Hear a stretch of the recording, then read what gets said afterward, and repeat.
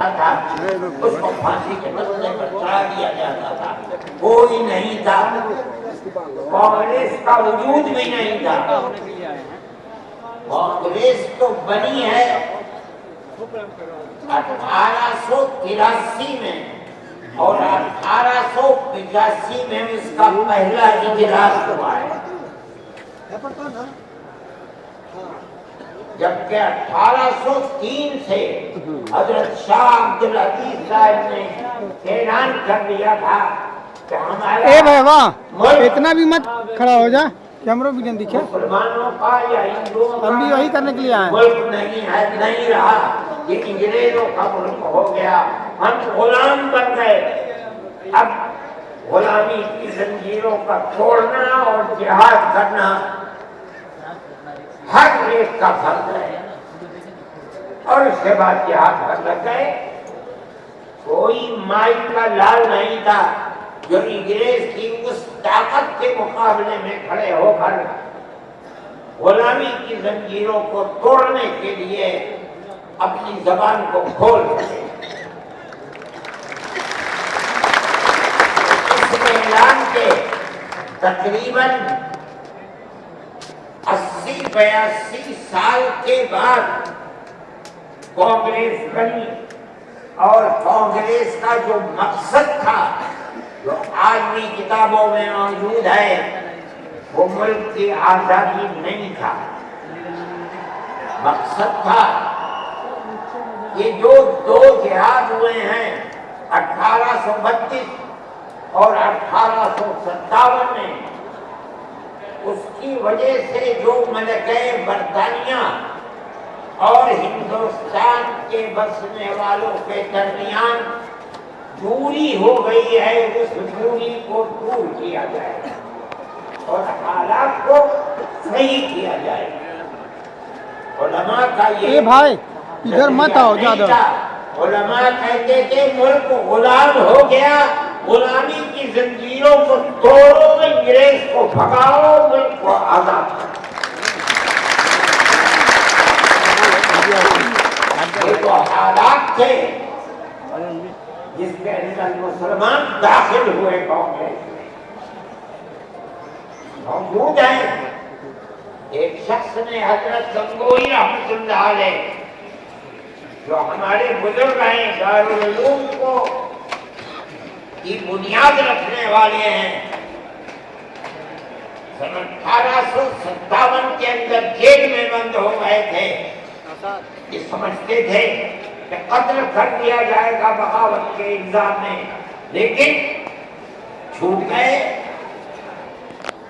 ان سے پوچھا کہ ایک جماعت بنی ہے جس کے بنیادی کردار ہندو بنا رہے ہیں, کیا مسلمانوں کے لیے اس میں شریک ہونا جائز ہے؟ حضرت نے فتویٰ دیا جس طرح ایک ہندو اور ایک مسلمان کاروبار اور بزنس میں شریک ہو سکتا ہے, اسی طرح کانگریس کے ساتھ مسلمان شریک ہو سکتا ہے, بشرطے کہ اپنے دین کا نقصان نہ ہو.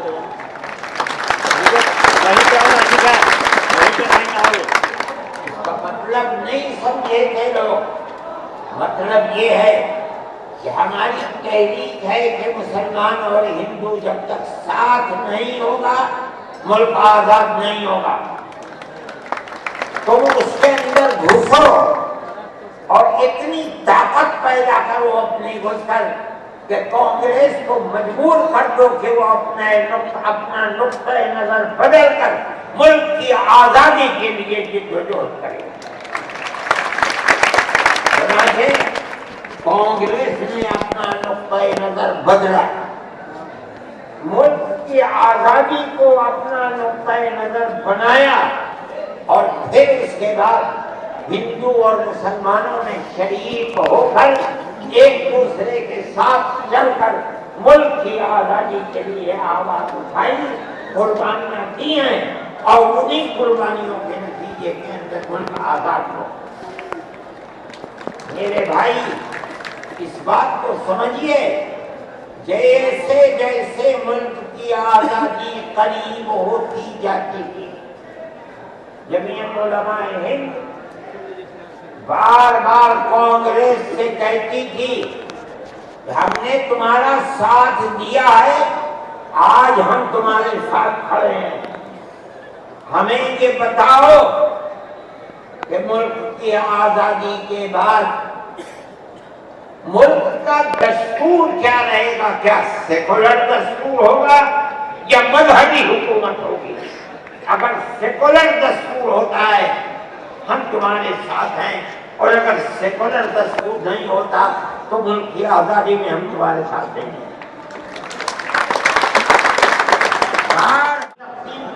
तुमने दिए हमने जूते खाए हैं, हमारे गलों के अंदर जूतों के हार पड़े हैं, मगर हमने मुल्क की तकसीम को मंजूर किया।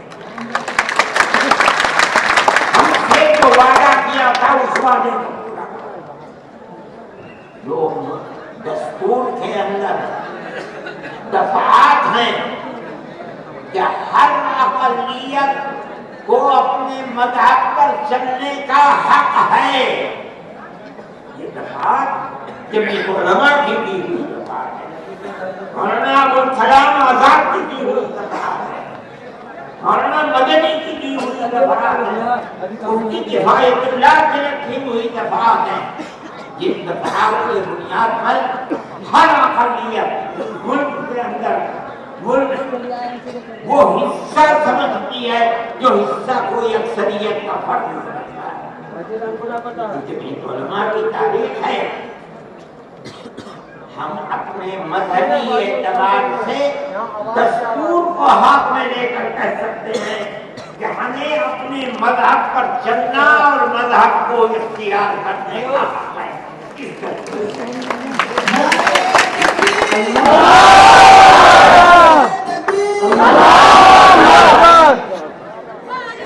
मुझे मेरे पास व्हाट्सएप नहीं है, मैं ये लोगों काम नहीं करता। जब मुझे फुर्सत मिलती है तो मैं देखता हूँ हर वक्त। मुझे आज सुबह एक साहब ने दिखलाया कि कल मोदी जी ने, वो बड़े आदमी हैं, मेरे मुल्क के वज़ीर आज़म हैं, उन्होंने तकरीर की है और उसके अंदर ये फरमाया है कि वक्फ हिंदुस्तान के दस्तूर के अंदर वक्त कोई चीज नहीं। मुझे हैरत हुई कि एक मुल्क का वज़ीर आज़म और हिंदुस्तान जैसा वज़ीर आज़म ये बात कह रहा है। मैं कहता हूं कि वक्त कुरान का फैसला है, अल्लाह के नबी हजरत मोहम्मद का फैसला है, हमारे दीन का शुभ है। वक्त का लफ्ज नहीं आया, लेकिन ये बात आ गई 25 और 26 दफात के अंदर कि इस मुल्क में हर अक़लियत को अपने मजहब को पकड़ने, अपने मजहब को चलने का इख्तियार है। क्या मतलब ये है, कल को आप खड़े होकर कह दें कि नमाज का जिक्र दस्तूर के अंदर नहीं है, हज का नाम दस्तूर के अंदर नहीं है, ज़कात का नाम दस्तूर के अंदर नहीं है, रमजान के रोज़ों का नाम दस्तूर के अंदर नहीं, इसलिए हज दस्तूर मजमूई तौर पर दस्तूर ने कह दिया मुसलमान एक अक़लियत है और हर अक़लियत को अपने मज़हब पर चलने का इख्तियार है। मज़हब की हर चीज एक दफे के अंदर आ गई। वक्फ का मसला हेलो ये लेकिन इस्लाम के अंदर जो चीज इस्लाम की है मज़हब वो चीज है जो कुरान के अंदर है। हेलो वो चीज है जिसको हमारे आका हजरत मोहम्मद सल्लल्लाहु अलैहि वसल्लम ने फरमा दिया। यही तो इस्लाम की बुनियादी है। समझो, कुरान की आयत है, चौथे सिपारे की पहली आयत, लन तनालुल बिर्रा हत्ता तुनफिकू मिम्मा मिलकर के बैग ले लो, सिर्फ समझा, उसके बाद रातों में चलें। लन तनालुल बिर्रा ہرگز تم جنت کو نہیں پا سکتے. بل کی تفسیر مفسرین جنت سے کرتے ہیں. ارے مسلمانوں کان کھول کر سن لو, ہرگز تم جنت کو نہیں پا سکتے یہاں تک کہ تم اپنے اس مال کو اللہ کی رضا کے لیے خرچ کرو جو تمہارے پاس ہے. جس مال کو سے تمہیں محبت ہے اس مال کو تم اللہ کی رضا کے لیے خرچ کرو. اسلام ایسا مذہب تو نہیں ہے. جب یہ آیت اتری اللہ کے نبی نے بیان فرمائی تو نسائی کی حدیث ہے کہ ابو طلحہ انصاری رضی اللہ تعالیٰ عنہ جو ایک دولت مند آدمی تھے, وہ اللہ کے نبی کے پاس آئے اور آ کر کہا کہ یا رسول اللہ, اللہ ہم سے ہمارے مال کے بارے میں فرماتا ہے کہ اگر تم جنت کے طالب ہو تو جو مال سب سے اچھا ہے تم اس کو اللہ کی راہ میں خرچ کر دو. یا رسول اللہ, میرا سب سے بہترین مال فلانی زمین ہے, میں آپ کو گواہ بناتا ہوں کہ میں اس کو اللہ کے لیے وقف کرتا ہوں.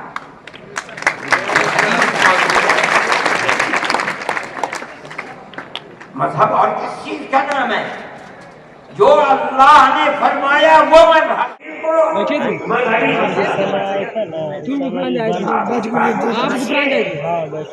لوگ نہیں کہتے میں مسلمان کہہ دیتا ہوں. آپ کے اس صوبے کی حکومت وہ بیساکھی ہے جس میں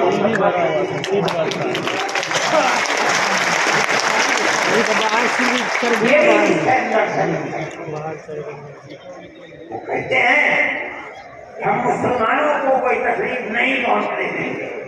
میں نے جو بات کہی ہے اسی لیے یہ آواز ان تک پہنچے کہ وقت کو زندہ رکھنا کہ ہمارا مذہبی فریضہ ہے, ہمارا مذہب ہے.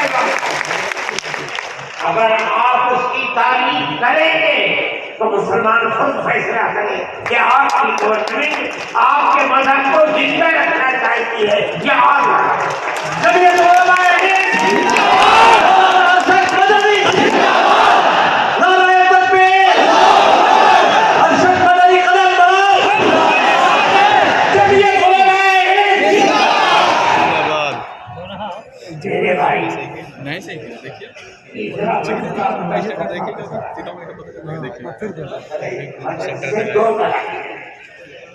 وہ مدرسے ہیں جو گورنمنٹ سے امداد لیتے ہیں, ایک وہ مدرسے ہیں جو گورنمنٹ سے ایک پیسہ بھی نہیں لیتے. ہم بلاتے تھے یہ ہو نہیں سکتا کہ گورنمنٹ دے اور ان سے لینا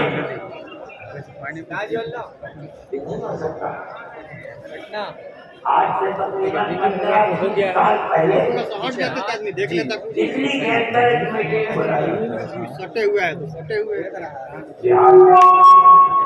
بہار میں لوگ اس وقت گورنمنٹ میں نہیں تھے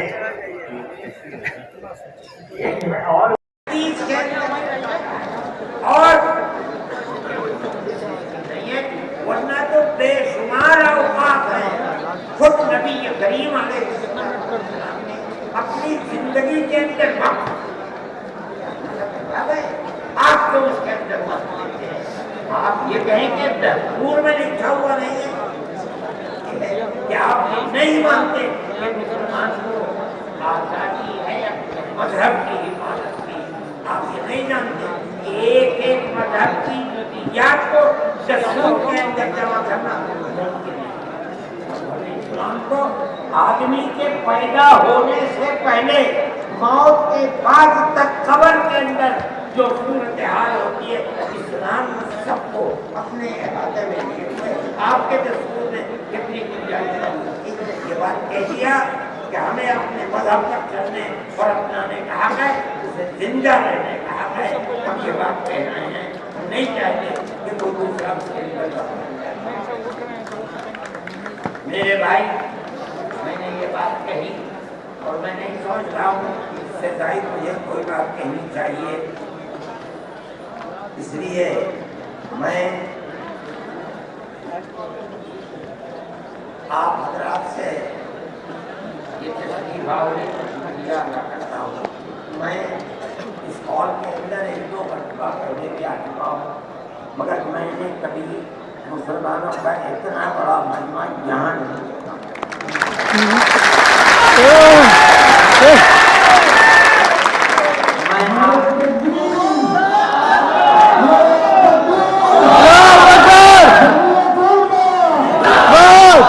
میں آپ حضرات کا شکریہ ادا کرتا ہوں اس لیے کہ یہ سب جگہ شہرت تھی کہ اس اجلاس کا مقصد وقف ترمیمی بل کی مخالفت ہے. اس کا مطلب ہے کہ بہار کا مسلمان ہر اس طاقت کا مخالف ہوگا جو وقف ترمیمی بل کو تعین